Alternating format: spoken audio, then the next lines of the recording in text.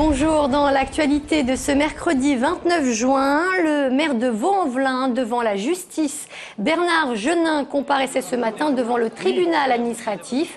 Son tort, avoir installé depuis un an déjà un drapeau palestinien sur le fronton de l'hôtel de ville.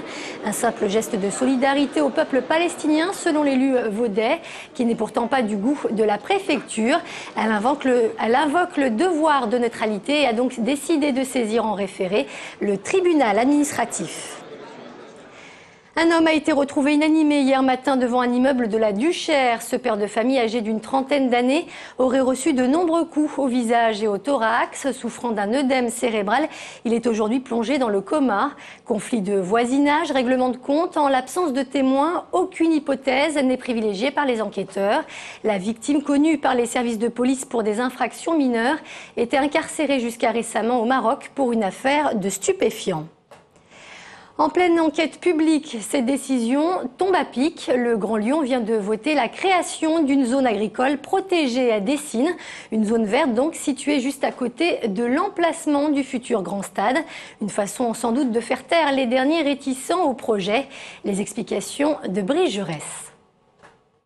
Le stade, c'est ça, hein. C'est ça. La ZAP, elle est là. C'est tous ces espaces-là. C'est sur ce site du Montou que le Stade des Lumières est prévu et donc un peu plus au sud se trouve désormais la zone agricole protégée jusqu'à Chassieux. Des dizaines de fermes ont donc bénéficié d'un consensus politique plutôt inhabituel autour de ce dossier. L'objectif des partisans du Grand Stade, faire diminuer les doutes autour de la qualité environnementale du projet. L'arrivée du Grand Stade n'impacte pas, comme on veut bien le laisser entendre, la qualité des espaces naturels. C'est un cran de plus, je dirais, dans la protection du vert, la protection de la biodiversité. Du côté des écologistes, même si l'on a voté pour ce projet, on reste farouchement opposé au Grand Stade. Nous ne sommes pas dupes de cette décision. C'est la création de la zone agricole protégée était nécessaire pour que le gouvernement publie la déclaration d'intérêt général pour ce Grand Stade. Nous savons bien que c'est un gage environnemental que le président de Grand Lyon veut donner aux opposants et aux écologistes pour dire, vous voyez, on fait un équipement et on préserve quand même l'environnement. Hasard ou pas, cette décision du Grand Lyon intervient en plein dans les enquêtes publiques sur le projet du futur stade qui se termineront le 18 juillet. Bouchon interminable, automobilistes mécontents. Depuis une semaine, c'est la pagaille du côté de la Part-Dieu. Le rond-point de Bonnel est fermé. Le cours Lafayette, lui, a été réduit à une voie sur plusieurs kilomètres. En cause, les travaux de prolongement du tramway T4. Une ligne qui devrait relier à terme Fézin à la Doua via la Part-Dieu, justement. Un chantier qui devrait surtout durer encore jusqu'à la fin du mois d'août.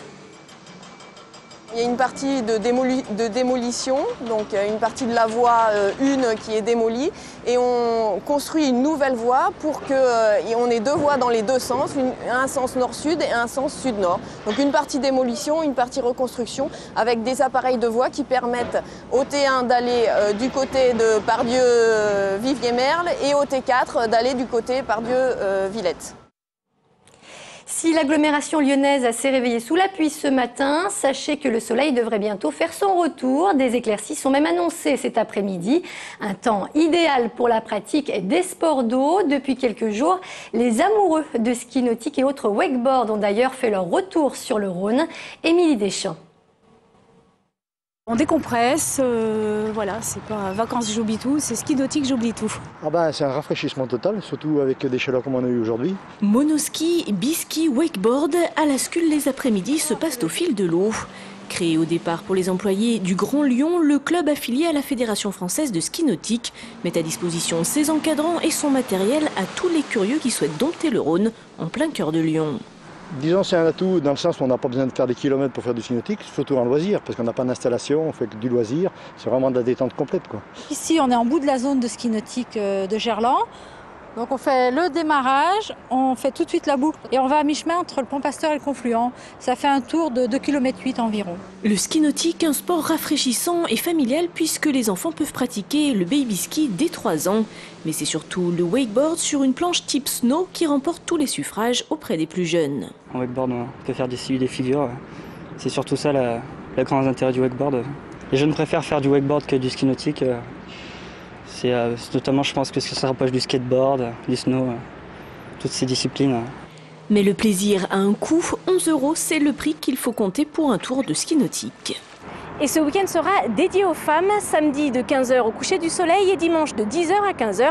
Chaque femme qui se présentera au ponton de la Sculle se verra offrir un baptême gratuit en ski nautique ou en wakeboard. Alors avis aux amatrices de sensations fortes. Et c'est la fin de ce journal. Avant de se quitter, je vous rappelle qu'à partir de 18 h 42, vous pourrez retrouver la quotidienne. Philippe Montanet reçoit ce soir Nico Saliagas pour la sortie de son livre de photos. Quant à moi, je vous donne rendez-vous dès 17 h pour le 3 minutes chrono. Excellent après-midi sur TLM.